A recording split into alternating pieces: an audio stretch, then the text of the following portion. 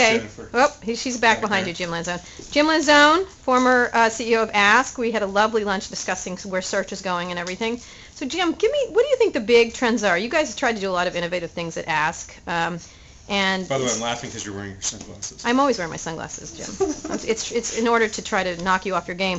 So where do you think search is right now in terms? Okay, where do you think search is right now in terms of where things are going? Search 3.0. Yeah, tell me. Well, I mean, search in some ways is a lot more mature than a lot of people realize. It's 15 years old. Mm-hmm. It's still the #1 activity on the web outside of communications tools.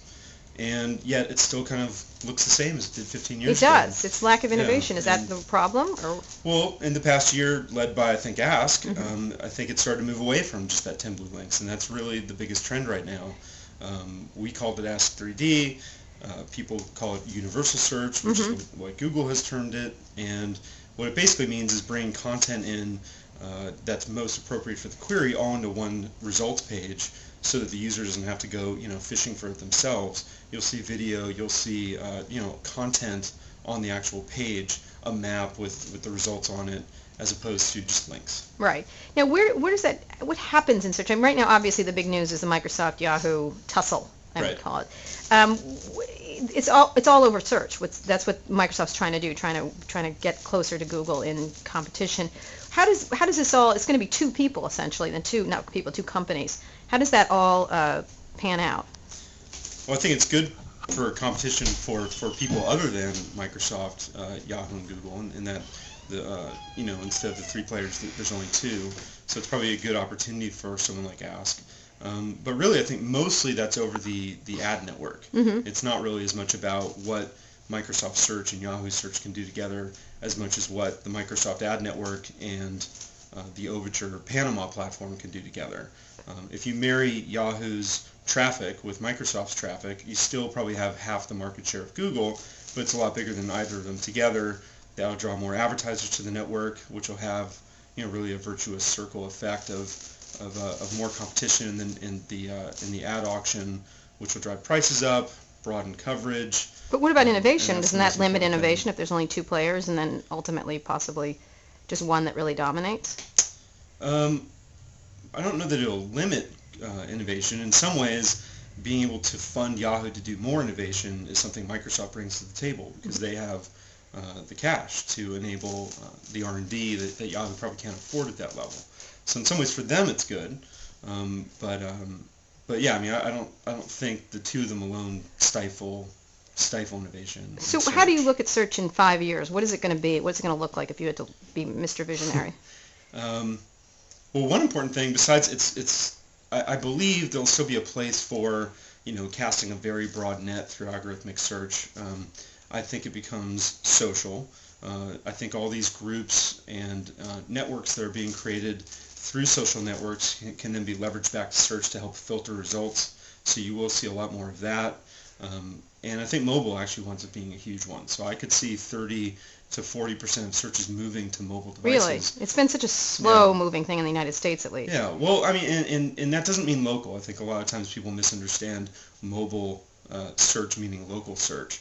But, I could just as easily be at a restaurant and want to look up Ty Cobb's lifetime batting average. I couldn't do that before. Right. Or want to look up the weather. And now with devices like the iPhone that make it a lot more visually compelling. And touch, the idea of touch, and But really, it was rendering and speed were the 2 things limiting, I think, the web on mobile devices. And that's, I have an iPhone now. I can't say they've been completely solved, but it's starting to get there. So I think 5 years from now, that's probably solved, and it opens up a lot of doors. And the idea of just the page of blue links, I mean, to me, it's in 10, 20 years, we're going to laugh that we searched this way. Yeah. How does it become, I'm not sure how it, like, for instance, video search is still in its infancy. Even regular search is still somewhat polluted and not the way you would imagine it could be. Right. So yeah, video search, surprisingly, is still very small in a major search engine. People don't ask for videos very often the way they do images, where pictures are about 15% of all searches. But no, I think the reason you see links is because that's the only way to guess at what a user might want with as much content as possible for the fact that most queries are actually very rare. About half of all queries a search engine on any given day, a search engine has never even seen before. Right. So that's what you're kind of dealing with. For the head of search, I think you're going to see, a lot richer content. Richer content. Yeah, and so the trick then is how do you match it to the query in the right way? Because a lot of that has to be manual. Today to figure out to get that very accurate.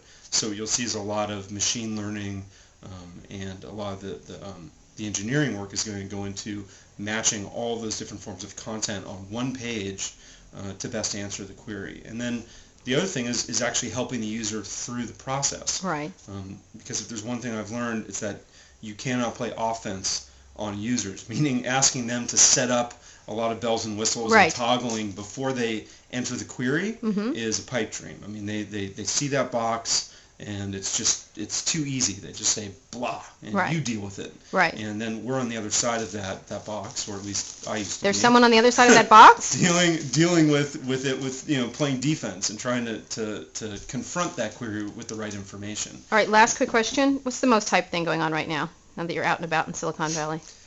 Most hype. So besides social networks and widgets, I'd say maybe virtual worlds. Virtual worlds. I'm seeing a whole lot about that. Jim, you don't have an avatar?